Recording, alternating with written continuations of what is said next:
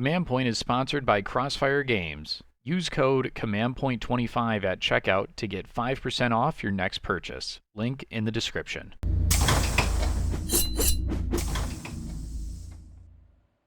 Hello, everybody, and welcome back to Command Point. My name's Ryan, and today I'm joined by Shane. Hello, how's it going? Good.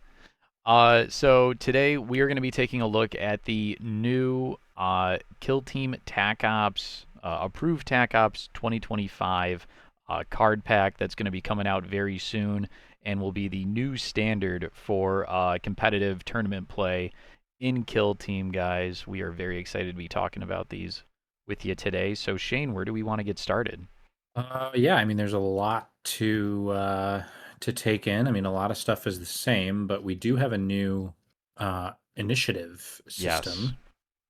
For starters, the scouting step is no longer. It is dead and gone from the look of it. And we've got these initiative cards. I personally like. I think it kind of to me it fixes sort of it doesn't fix, but it alleviates, I guess, kind of a fundamental problem that we have in the game with, we do roll for initiative, which is in a game of rolling dice, it's an extra layer of, randomness kind of baked into one roll. Right. Now we have we have a reroll card. We have a, uh, I believe it's You a get +1, a +2, and a +3. Yeah, a +1 -1 card, a +2 -2 card, and a +3 -3 card. Yeah. So you can use those to So modify your initiative rolls, basically. yeah, so I mean, it does seem like still if you go second, you're still getting the extra CP, but there's now this. So basically, starting with um, the setting up the battle initiative roll, that initial one when you're like picking up sides or picking your sides rather, um, the player that lost that roll, or I guess no, not yeah. So it's give this to the player that didn't have initiative when setting up the battle, i.e., did not select drop zones. Um, so basically, if you get this, you can use it once in any subsequent strategy phase. You can re-roll initiative, which is nice. I mean, it's a nice little thing to have. There's an initiative roll now in the first turn.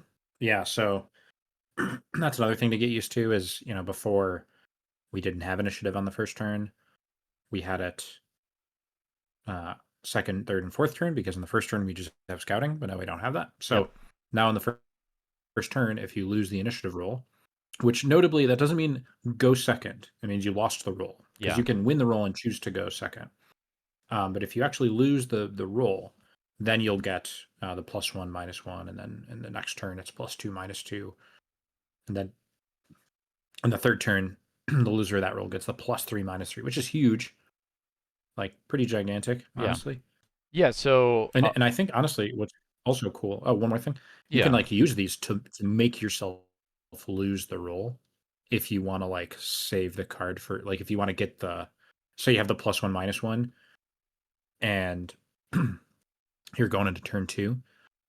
You can, if you don't want to win the roll and you don't care which way it goes, um, you can use that +1 -1 to lose it if you're tied or something, Yeah.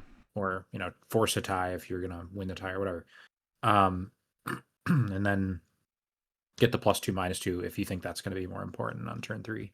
Yeah. So, looking at this new initiative system, I like it a lot better than just the two of us rolling off and seeing whatever happens happens. I think it adds another layer of strategy to the game, which is nice, and it takes out a an instance of RNG. So I think that's pretty cool. What do you think, Shane? Yeah.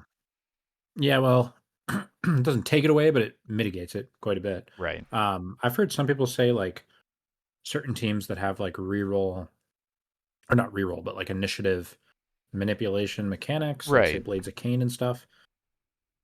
I've heard some people say that it's a nerf to those teams, but I don't agree because I think, because if you're Blades of Cain once per turn or once per game rather, you can add D3 or subtract D3 from your initiative roll. And like you pair that with like a +1 or a +2 or a +3. I mean, it's really, really hard to lose initiative, you know? Yeah. So I think there's like some strategy there. There's like some ways, and you know, you're kind of going into the next turn knowing the odds are pretty favored for one player to get initiative, and you can play like with that in mind, which I like, and like both players can. So Mm-hmm. I like it. All right, so let's go ahead now and move on to the crit ops. There's some old crit ops, but there's, I think, 6 new ones, or 6 crit ops that were reworked in this. So we're going to go through them one at a time here. If there's no change to any crit op, then we're just going to go ahead and skip it. So we have secure returning, loot returning, and I think transmission were the 3 Yeah, returning. Is transmission. that right? Yeah, those are the three like most popular ones, I would Mm-hmm. say. Like they're the least wacky, and Yeah. I think like every tournament seems to have these three if it's like a big tournament. So I'm happy to see those returning. Yeah. Crit Op 4, we have the Orb, which was already previewed in a Warhammer community article. We had already discussed it in that video over there. All right, so Crit Op number 5 is going to be Stake Claim. So at the start of the Gambit step of each strategy phase after the first, starting with the player with initiative, each player must select both one objective marker and one of the following claims for that turning point. Friendly operatives will control that objective marker at the end of this turning point. Enemy operatives won't contest that objective marker at the end of this turning point. Each player cannot select each objective marker more than once per battle, so they must select each objective marker once during the battle. Victory points at the end of each turning point if friendly operatives control more objective markers than enemy operatives do, you score 1 VP. If your selected claim is true, you score 1 VP. I like this one a lot. I think this is pretty cool. It's like an interesting kind of like game, like mini game sort of. Yeah. Yeah, I think it looks like it'll play pretty well. Let's go ahead now and move on to crit op number 6, energy cells. Operatives can perform the pickup marker action upon each objective marker in the following turning points. 2, but you must spend an additional 2 AP. That action cannot be free and its AP cannot be reduced. 3, but you must spend an additional 1 AP. That action cannot be free and its AP cannot be reduced. 4, as normal. And then whenever an operative is carrying an objective marker, that operative cannot be removed and set up again more than 6 inches away. Victory points at the end of each turning point. If the friendly operatives control more objective markers than enemy operatives do, you score 1 VP. At the end of the battle, for each objective marker friendly operatives are carrying, you score 1 VP. Note that it says carrying and not controlling. Yeah. So that's a pretty big difference. This is my first thought is this is really tough to max score. Right. Because you literally have to control more objectives every turn and be carrying all three at the end of the game to max Mm-hmm. score. You know, you compare that to loot or secure, which are pretty easy to max score. Like if you're winning the game, like energy cells, you could be winning the game and it's still really hard to max score. Um, I do like this is kind of like, and I think a lot of TOs are going to want to think about like how they do their tiebreakers at tournaments because when you have energy cells in the same tournament as like secure, um, that's very different in like the amount of expected points for the both the winner and the loser. Like energy cells, you could like barely be losing out on a lot of these and end up with like one crit out point, like very easily. Yeah. It's not like loot where you're gonna, you know, you're maybe on the back foot, but it's gonna be hard for you not to get 3 loots. Right. Energy cells, I mean, this punishes you hard. Yeah. Um, yeah, so you mentioned that TO should think about how they're doing their tiebreakers. Would you like have a suggestion? I think we need to start steering away from total victory points, personally. Okay. I think that there's too much weirdness with, you know, different missions are going to yield more points or less points. We'll get into the TAC ops later, but we also have, certain teams, even with the old approved ops, and I'm sure this is going to ring true as we go into the new approved ops, where because of the archetypes they have, they're not necessarily worse at winning games, but they're not quite as good at scoring. I've been playing a lot of teams with infiltration TAC ops lately, and I've been running into that. I'm not getting as consistently high scores, but I'm not winning less games. It's just a matter of, the TAC ops themselves are, yielding lower scores. Right. Um, so, seeing a crit up like this, where the floor being 0 like is so easy, and getting 6 is so hard too. Um, yeah, I don't know. I think maybe that we could look at stuff like primary, or for bigger tournaments, I'm fine with strengths of schedule. Like if it's 5 or 6 rounds at least Yeah. with a lot of players. But yeah, Okay. but I do like this mission. I mean, aside from The I low think it sounds scoring. fun, Yeah. Yeah. and we're only a few in, but uh, overall, I think that these crit ops.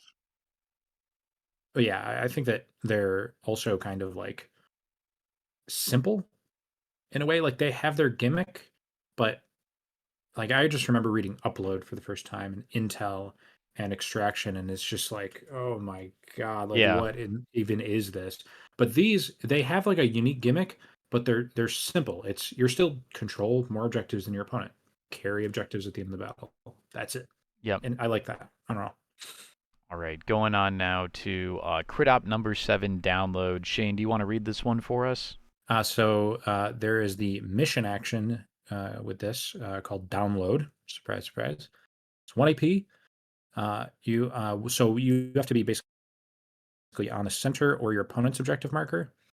If you do the action, it becomes downloaded. Um, and it says an operative cannot perform this action during the first or second turning point while within control range of an enemy operative, or if that objective marker has already been downloaded during the battle. So victory points, the scores. At the end of each turning point after the first, if friendly operatives control more objective markers than enemy operatives do, you score 1 VP. Ignore downloaded objective markers when determining this. Whenever a friendly operative performs the download action during the third turning point, you score 1 VP. Whenever a friendly operative performs the download action during the fourth turning point, you score 2 VP.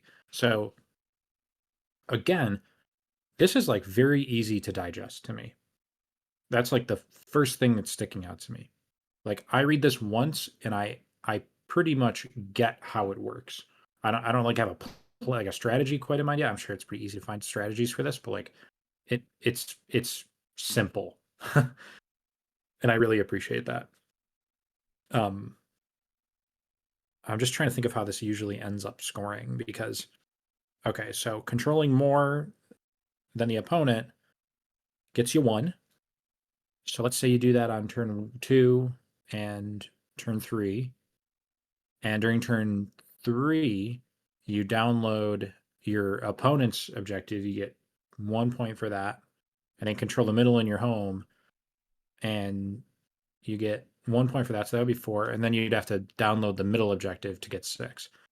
And in that scenario, your opponent gets a fat 0. Unless they downloaded the middle before you. But but then you don't get 6. So again, this is like wide range of outcomes here. Like you can win with 6 and your opponent gets 0, which is kind of like energy cells, which I honestly, I never really thought about it before, but I like this because I've always kind of pushed that like crit ops are kind of, it's an interesting thing to focus on when you're playing a game because they're typically like zero sum, Yeah. as in like there's only so many points that between you and your opponent that you can get for crit op. It's not like TAC op where you can both get 6. Right. And these are like even more polarized in that direction. So maybe this helps out teams that are going to be better at crit up a little bit more, that they are like functioning like this. So I don't know. Yeah. I don't know if that's a good thing or a bad thing, but that seems to be the direction here. Crit Op number 8 is data. There's the mission action compile data for 1 AP. 1 objective marker the active operative controls gains 1 data point. Use a dice as a token to keep track of data points at that objective marker. An operative cannot perform this action during the first turning point while within control range of an enemy operative, or if that objective marker has already gained a data point during this turning point. You can send data for 1 AP, remove all data points from an objective marker the active operative controls. You can't do it during the first, second, or third turning point while within control range of an enemy operative, or if that objective marker doesn't have any data points to remove. Victory points at the end of the second and third turning point if friendly operatives have performed more compiled data actions during that turning point than enemy operatives have, you score 1 VP. Whenever a friendly operative performs the send data action, you score a number of VP equal to the number of data points removed. So it's kind of like a loot with extra steps is what I'm getting here. Yeah, there's a lot of text on this one. It's giving me upload vibes. Yes. But Yeah. I mean, it does seem so. Okay, I'm like going through it again. So you tap the objective, it gets a data point, and it doesn't matter whether you tapped it or the opponent tapped it. Once it's been tapped, you can't tap it again that turn. And interesting. And then you have to do another action to send data, which removes all the points on one objective that you control. And then if you do that, you get VP equal to the data points removed. Is that basically yes? Okay. Yeah. Yeah. Interesting. And you can only perform the send data action during turning point 4, it looks like. Oh yes. God, how did I miss that? Okay. And then you're trying to compile data throughout the game. You're like you and your opponent are both racing to compile data because if you Right. do it more than your opponent, you get a point. And so by the end of the game, typically there's going to be a lot of data points. This seems like it's easy to be a high scoring one because there's like up to 9 possible points Yeah, I feel in like theory, right? Because if you actually no, there's more. if you're protecting your home There's more objective, than 9 possible points because oh yeah, because like yeah. say you and your opponent like you both compile at some point on the well no, because you can only yeah, there's a So there's max of 9. there's a max of 9 plus Yeah. you get the points in the second and third turn for doing it more. So I guess there's 11 points in this. I mean, you could be losing 2-0 and then get 6 points on turn 4. Yeah. That's pretty crazy. Yeah. This is definitely a late game crit op. Yeah. Very cool. I like it. Yeah, super interesting. Let's look now at Reboot. Shane, if you want to read this one. Yeah. So when setting up the battle, after setting up, oh man, this is the one. This one I don't. This Oh if there's no. one I don't love, it's this one. Yeah. I still think it's better than most of the ones from the last. It's better than the bad ones from last one, but I think it's a little weird. So you number each objective marker 1 through 3, and at the start of the gambit step of each strategy phase, each player secretly selects one objective marker by putting a number of dice in their hand that corresponds to the objective marker's number. They then reveal their selection simultaneously. If both players selected the same one, that objective marker is inert during this turning point, and if not, the objective marker that neither player selected is inert. So, you basically at the end of each turning point after the first, you get a point for each objective you control, but the inert one doesn't count. But there's a 2 AP action called Reboot. If you control the inert objective marker, you do 2 AP and it's no longer inert, and then it can be controlled. So yeah, I mean, what I like about it, I'll say this: it's simple. You control an objective as long as it's not inert, you get a victory point at the end of the turn.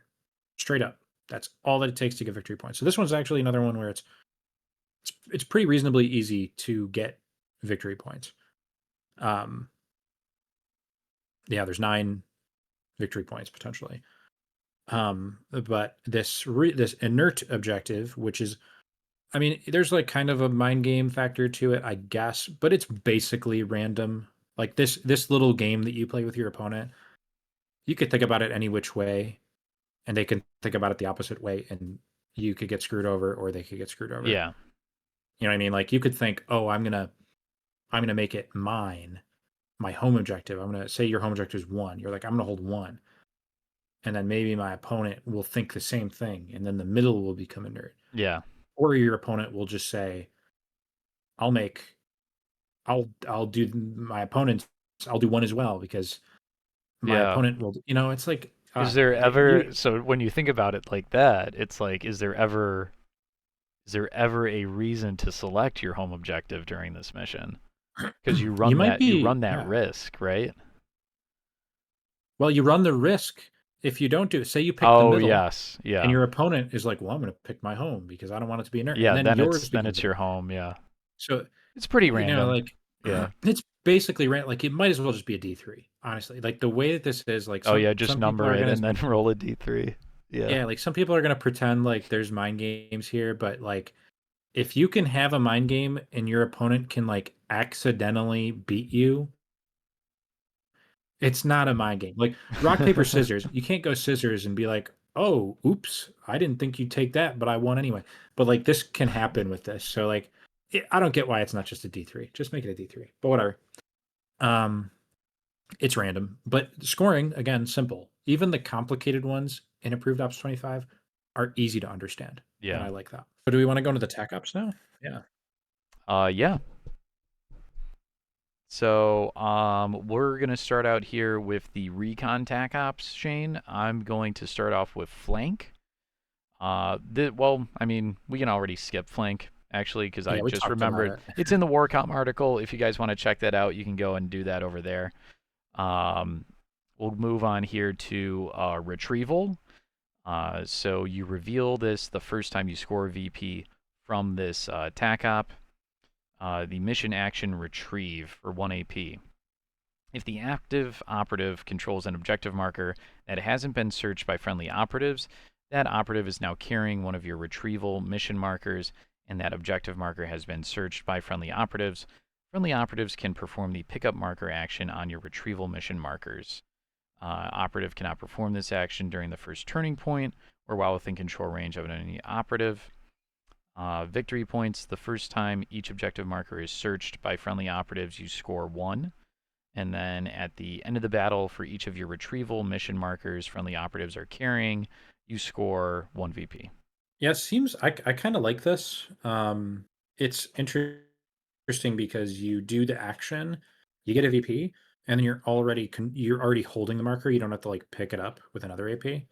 Mm-hmm. Um, so I mean, obviously, this is like a free in theory, it's a free 2 points at least because you just do your home objective, that's easy.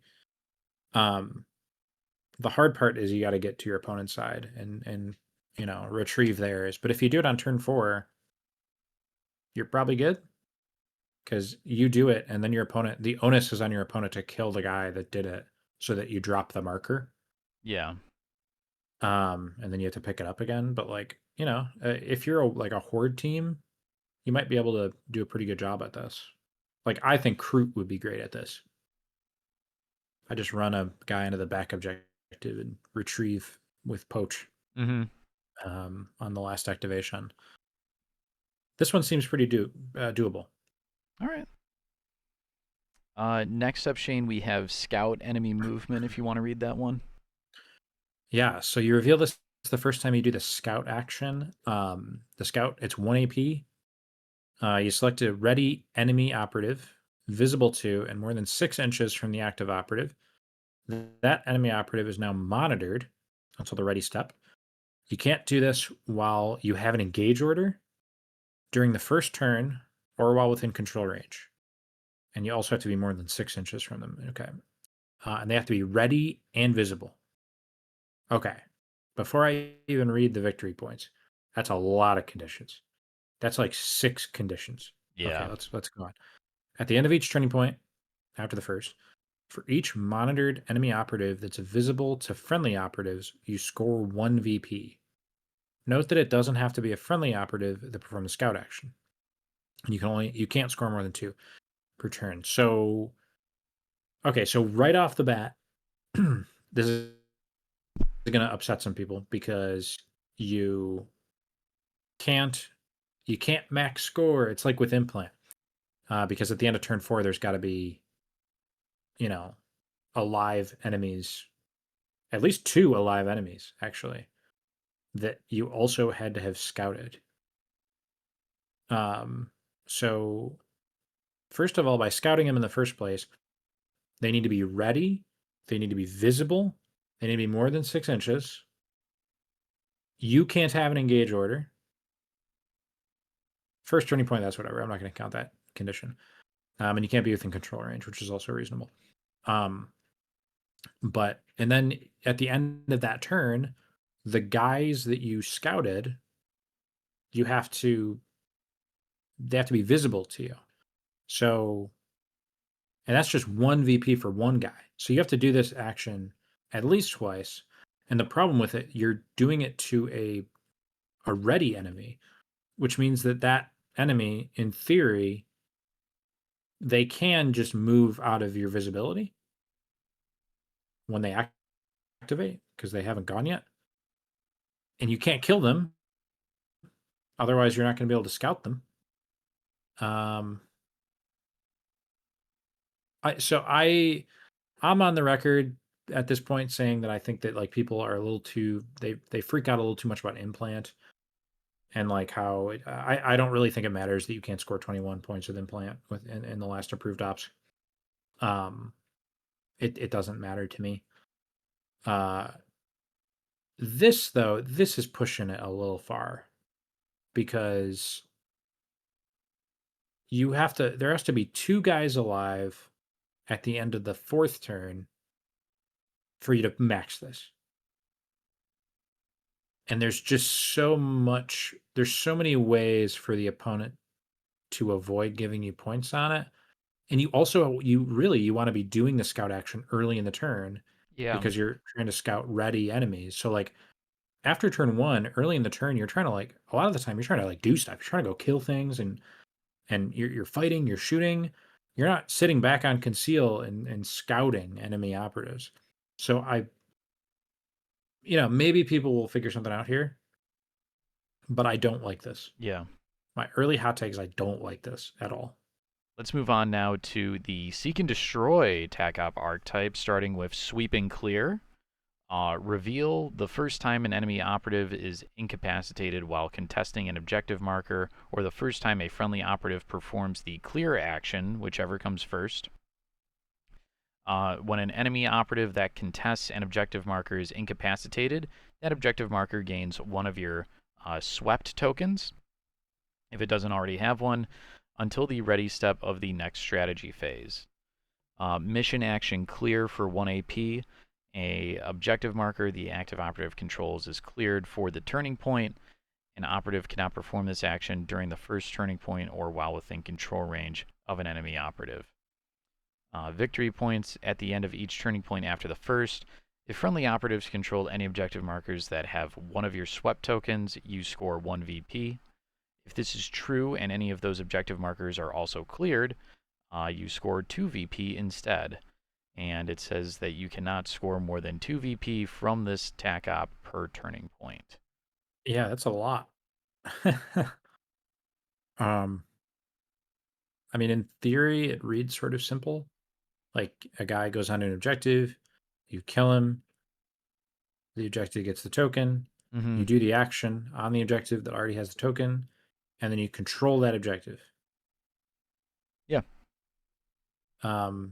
It's sort of a lot of steps, though, especially considering the ball only really gets rolling if the enemy comes onto your objective in the first place, comes onto an objective in the first place and then dies. So if that doesn't happen, like if your opponent just plays passive, that's a little bit scary. Um, I mean, really, all 6 VP are really kind of reliant on On that. your, yeah, you're gonna want to be playing against an opponent who is coming forward and contesting like that midboard objective, and is Yeah, or you're running out of the back objective, but right. still, killing them isn't enough. You have to kill them, you have to clear it, Yeah, and you have to control it.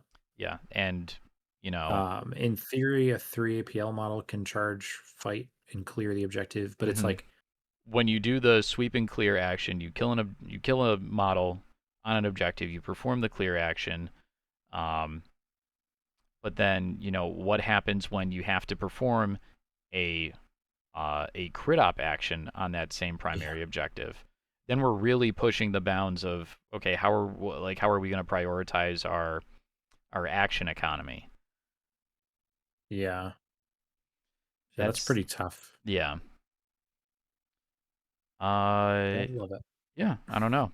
I feel like, okay, this seems like a tack up that it's going to be relatively easy for those elite teams to accomplish, but it's going to come at the cost of not being able to do the primary.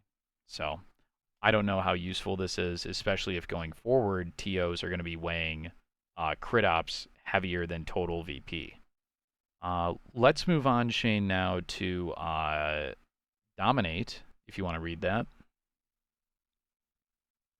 Yeah, so Dominate. This is the one from the article as well. Basically, you kill guys, get tokens, and at the end of the third and fourth turn, you can cash in the tokens to get VP.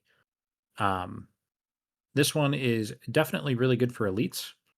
Um, for wider teams, you're probably not going to want to take this because your guys are oftentimes going to die if they're going out and killing stuff.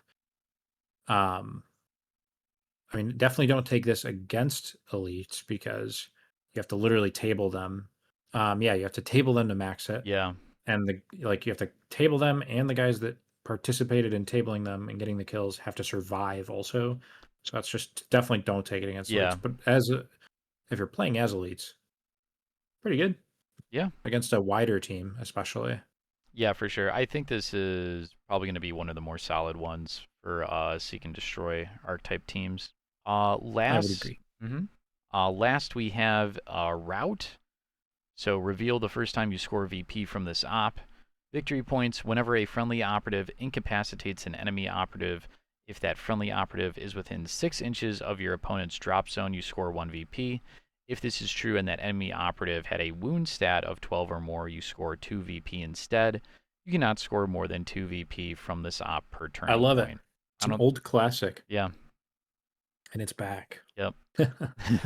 um, Yeah, it's just I mean, this one, you know what I like about this is that you don't have to be an elite team to score this well. Um, like you can be like I can play this with like a mid-range team. And honestly, it feels more like reading this because the old approved op seek and destroy, it was like you're gonna have a hard time scoring these if you aren't an elite team. These, it's like you're gonna have a hard time scoring this if you're not playing against like a horde. Like the seek and destroy attack ops feel a lot better for like wiping out wide teams and like rewarding you for getting lots of kills, which is easier to do against, non-elites and hmm like hordes and mid ranges, I guess. All right, Shane, we're going to move on here now to the security archetype. We're going to start off with Plant Banner if you want to read that. So plant banner, you reveal it when you perform the plant banner action. It's a 1 AP action. You place your banner mission marker within the active operative's control range, wholly within your opponent's territory, and more than 5 inches from a neutral kill zone edge. Um, Operatives can perform the pickup marker action on your banner mission marker.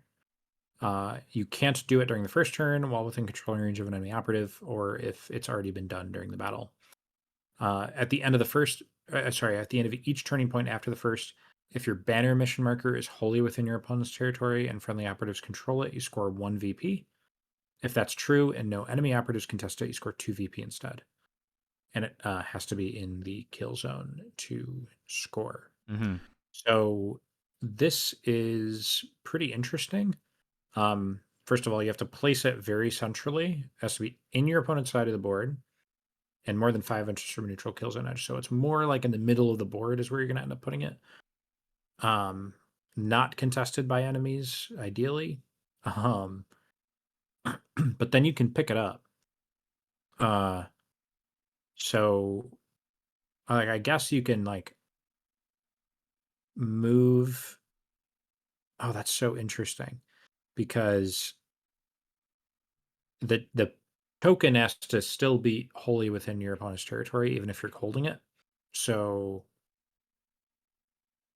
that's interesting because or if you're holding the marker, yeah, it has to be in the kill zone to score. Okay, not Yep. being carried. Yeah, that's what I was just reading. So that's interesting. So you can pick it up to move it, and scary. The enemy can pick it up to screw with you. Um, all right. I I definitely see this being like it's going to be really easy to get 2 VP on turn 2 on this, especially if you out activate your opponent. Um, but there's a lot of counterplay Yeah. for sure. Yeah, I don't think this I one's. like this. I think this is a fun tech up. I think it's fun too. It's giving me flashbacks to the opening intro to the first Dawn of War game, Shane. Yes. Yeah. So That's really I yeah. love it. I love this mission. I mean, I like it more than some of the other ones we've talked about because you know this doesn't rely on your opponent doing anything, which there's something to be said Hmm. for that. Like your opponent has counterplay, Yeah. but You have 100% it's agency. you have control over this pretty Hmm. much. All Yeah. right. Next up, we have Martyrs. Reveal the first time a friendly operative is incapacitated while contesting an objective marker. Whenever a friendly operative is incapacitated while contesting an objective marker, that marker gains one of your Martyr tokens. At the end of each turning point after the first, if friendly operatives contest an objective marker that has one or more of your Martyr tokens, you can remove any of those tokens. For each token you remove in this way, you score 1 VP. If friendly operatives also control that marker, you score 2 VP instead. And you cannot score more than 2 VP from this op per turning point. So you can't just send guys out to die on an objective marker and still score. You have to be controlling that objective. Yeah, I mean it's Yeah. kind of interesting when you think about it because so this one does rely on your opponent doing stuff. It relies on your opponent killing your models, Hmm. which I mean in this instance that's a little more reasonable because if they're not doing that, you're just probably steamrolling anyway. Hmm. Um, but like you can kind of like if say you're playing a horde and you can sort of like dangle a useless guy on your back objective, like out in the open, Oh yeah, and like go ahead, kill him. absolute And then bait. if Hmm. yeah, and then you know you're gonna if you're fighting over the middle objective, which oftentimes you are, um, you can you can definitely make some stuff work here. This is interesting. And like only one guy needs to die on an objective for you to get 2 VP off it, assuming you can control it. I don't like love it, but I wouldn't I think there might be play on this. I think this one's decent. I mean it's obviously you can like I said, like it's possible for you to stop scoring this because your models just aren't dying. But is that the worst thing, you know? No, Especially yeah, with the way crit op scores, because like there's a good chance on some of these missions that if you're dominating crit op, you might be going 6-0, you know? yeah, So your tech op might not matter as much. yeah. This one feels almost like a for security teams, kind of like a security blanket, if you will, of a tac op, where it's kind of like, well, I know I'm going to Ooh. be want to be yeah contesting an objective. My models are probably going to die while being on that objective. You know, let's put it all put it all on the line here and just focus that. And there's Although I think no we just found the oh, go ahead. I was just going to say there's no AP expenditure required to be scoring Ooh. this one as well. So something Yeah. else to be said there. I was just gonna say I think we found the use case for sweep and clear. If we ever enter the martyrs meta, the counter to martyrs is sweep and clear. Yes. It's been right in front of us the whole time Yeah. here. Perfectly If your opponent's balanced. whole game plan is dying on objectives, yeah. Well, hey, maybe there's something there. Um, Next up we have envoy. I'll read envoy. You reveal it the first time you select an envoy. It is envoy, right? It's not. It's pronounced envoy. It's not envoy. I'd pronounce it Envoy. envoy. I think I want to say envoy. Like that sounds better to me. I'm just gonna say envoy. So you reveal it the first time you select an envoy. As a strategic gambit, in each turning point after the first, select one friendly operative to be your envoy until the ready step of the next strategy phase. You cannot select an operative you selected during a previous turning point.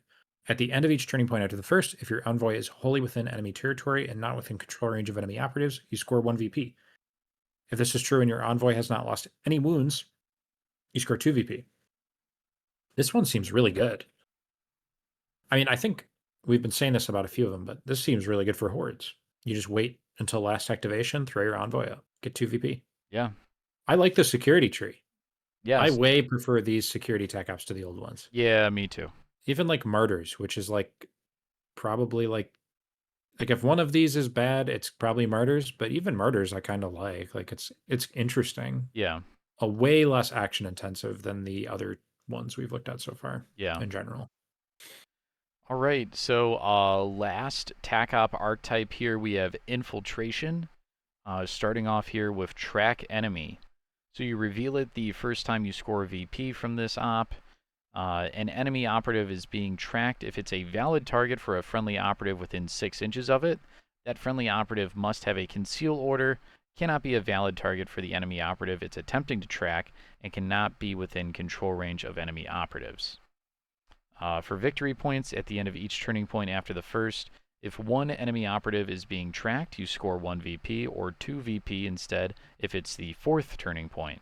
If 2 or more enemy operatives are being tracked, you score 2 VP, and you cannot score more than 2 VP from this op per turning point.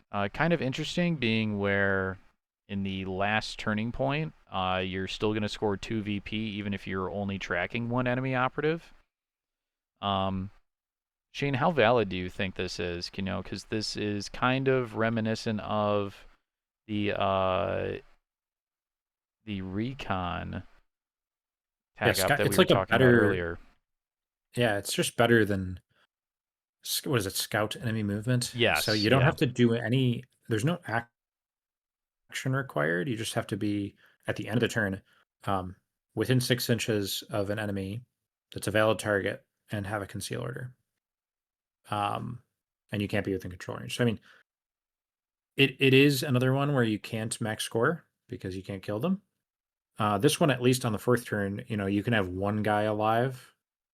Um, I mean, you can also have one guy tracking multiple enemies. Like if you just throw a guy up, it doesn't say anywhere that, you know, each enemy has to be tracked by a different guy. Like if you throw one guy up on conceal on the last turn and like hide behind a wall and Hmm. like get within 6 inches of a couple guys, I don't know.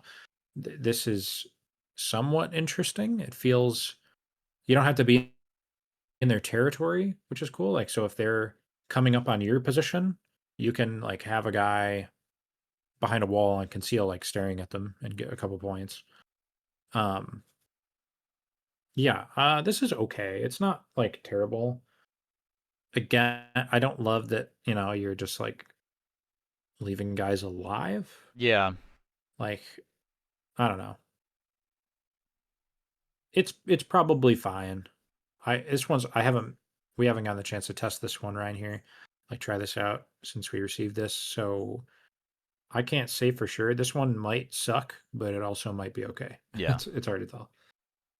It's definitely better than Scout Enemy Movement, though. I think we agree on that. yeah. I can see a use case of it being like, okay, realistically, how many of my operatives can kill the opposing team's operatives? If like it gets down to it, and I'm like, I just got like dudes with las guns left. Yeah, I would much rather have track enemy than you know than and try and score off this than like try and kill like a space marine or something, you know. So I think it all comes down to the team that you're playing and the team you're playing against. You want to read plant devices for us, Shane?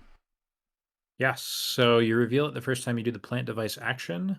One objective, it's 1 AP. One objective marker you control gets a device token. You can't do it during the first turn while within control range of an enemy operative, or if that objective marker already has a device token. So at the end of each turning point after the first, if your opponent's objective marker has a device token, you get a VP. And then for each other objective marker enemy operatives can test that has one of your device tokens, you score 1 VP. And you can't get more than 2 per turn. So this one, it's almost like wiretap-ish. It's not as bad as wiretap, but it's in the same vein where you push a button and you say, "Hey, enemy, come stand here and give me points." Mm-hmm. Um, it's not that action intensive because you plant a device once and it's planted for the whole game. So like you'll plant your back objective when you're not doing anything else. And then ideally you're going to plant the middle objective turn 2. And if you want to plant this, you need like some sort of a strategy to plant your opponent's back objective on turn 2, which is really hard. It's doable if you're playing like Kroot or like Ratlings because they have a ploy specifically to do that, to like tap an objective even if it's contested, even if they don't control it. Um, Still not easy though. It's not necessarily like like a easy like. But if you get it on turn 2, that's going to get you 3 VP guaranteed, regardless of whether or not your opponent decides to contest the device token. You also have to consider that on some missions, you don't have to contest objective markers to get crit op points off of them. You might just have to like tap an objective and like if you die, it doesn't matter. And you don't need to be on it to score. Like with loot, you tap it once and then it's, you don't need to contest it anymore at the end of the turn. Um, I don't love this, Yeah. uh, but it is a weird thing where like you tap the middle objective, and if it is one of those crit ops where you have to control objectives, you're punishing the opponent for trying to win crit op, you know. Mm-hmm. But I don't know. It seems kind of like you're putting all your eggs in like well, like, you're not putting all your eggs in one basket, but it's like whatever the opposite of that is, where like you're putting your eggs in too many different baskets, and it's like it's gonna be hard to like max crit op and max plant device. You Right. know what I Yeah. mean? And also, again, can't max score because on turn 4 you're gonna need an enemy contesting an objective that has a device token, and at that point you're the enemy already knows that it has a device token, so they're Yeah. just like giving you the points. Mm-hmm. I don't know. All right. So for the last tac op in this approved ops 2025 pack, we have got Steel Intelligence. Reveal the first time an enemy operative is incapacitated. Whenever an enemy operative is incapacitated, before it's removed from the kill zone, place one of your intelligence mission markers within its control range. Friendly operatives can perform the pickup marker action on your intelligence mission markers, and for the purposes of that action's conditions, ignore the first intelligence mission marker the active operative is carrying. In other words, each friendly operative can carry up to 2 intelligence mission markers, or one and one other marker. Victory points at the end of each turning point after the first. If any friendly operatives are carrying any of your intelligence mission markers, you score 1 VP. At the end of the battle, for each of your intelligence mission markers friendly operatives are carrying, you score 1 VP. So this boils down to kill an enemy operative, go and pick up the marker they drop. Yeah, I like this a lot. Yeah. This is pretty great. This is kind of like confirm kill, um, Yes. but like different. Like you have to pick it up, Yeah. but you only need to hold one per turn, and then at the end of the game, you have to be holding like 3 ideally, and then you'll max it, assuming Mm-hmm. you've held one each turn. Um, I like that a lot. That's really good. Yeah, I do too. Do you think there's any uh, infiltrate archetype teams that are gonna be benefiting a lot from this Steel Intelligence? I've been playing a lot of Jaegers, Mm-hmm. um, Mm-hmm. and right away, I mean this looks like my new favorite tac op. I might also like Dominate from the Seek and Destroy because they have that too. But like I do think that I it's kind of a shame because I was just really warming up to Infiltration like with Implant, and now that's going away. But I'm not gonna lie, I don't love plant devices. Um, Track enemy, it's interesting. Might be easy to score. I'll have to test that one. But Steel Intelligence, that looks like I'm gonna really want to take this one a lot. Yeah. Um, I mean, Remind me, yeah, is Nemesis Claw yeah, infiltration keyworded? Okay, we're back. We're so yeah. back. This is awesome for Nemesis Claw. Yeah. This is really good. I mean, also the Seek and Destroy ones are really good for them too. Well, at least Route and Dominate, I think, are good for them, especially Dominate. Um, but yeah, I mean, I'm trying to think what other teams are Seek and Infiltrate. Um, Blooded, although they're going away, but they'll probably love Going Steel away. Intelligence. Yeah. Yeah, who else is Seek and Infiltrate? Oh, Raveners. Uh-oh. Raveners would probably really like some of these. I mean, Track Enemy. Oh I my don't know. God, yeah. Steel Intelligence. I mean, Track Enemy is very Ravener coded. Yeah. You're Like you're literally just like stalking your stalking. prey. Yeah. Yeah. Yeah, I like these tech. In general, the thing is, there's no plant beacons here. There's no super easy 6 points. Right. Yeah. Um, the best ones are still harder than that. There's also no wiretap. There's no like borderline impossible. I think there's some stinkers here. Notably, scout enemy movement really sticks out like a sore thumb to me. Mm-hmm. Sweep and clear, I don't love, but we did find kind of a use case for it if martyrs becomes a thing. Yes. Maybe that's like a metagame choice you can pick if you think your opponent's playing martyrs. Mm-hmm. Um, I think my first outside of scout enemy movement, I like the recon tree. Um, I like the seek and destroy tree. I like all four, honestly. Yeah. All four seem to have like at least one tac op that like you can fall back on. So, given that, Shane, before we wrap up here, do you think there are any teams that like we may have placed like lower in our last tier list that maybe bump up a tier with this new with the new mission pack?